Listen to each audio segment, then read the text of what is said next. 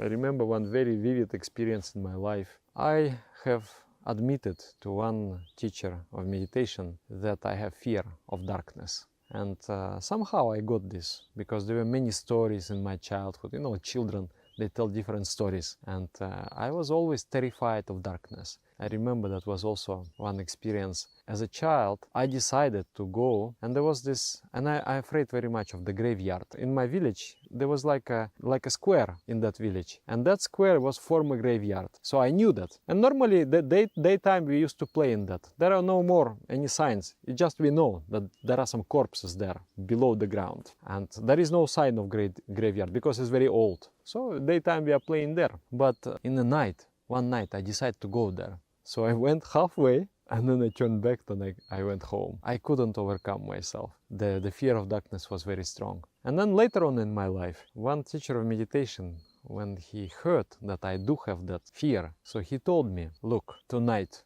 12 o'clock in the night, go out, don't tell anybody. And especially don't tell your dada, your teacher of meditation, that I told you to do this, because he's going to scold me. But if you believe me that I wish you well, you go in the darkness. You go to the graveyard. Go sit there and meditate for half an hour. And to that graveyard, I had to go like at least 3-5 kilometers. You have to walk a long distance through the forest. It is not a city. So I was a little bit fighting in my mind. Then I decided, okay, I will do. I was young, 18 years old. So I went. With each step, the darkness grew thicker. And I didn't have a torchlight with me. So I was kind of stumbling in the darkness.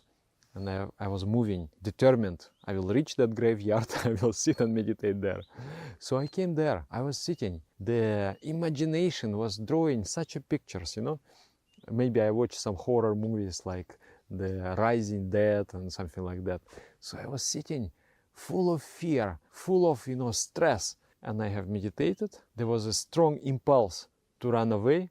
I have overcome that impulse. And then I came home. But when I was going home, I was going not like a mouse. I was going like a lion. I am triumphant. I am not anymore afraid of darkness. And then the fear of darkness is gone.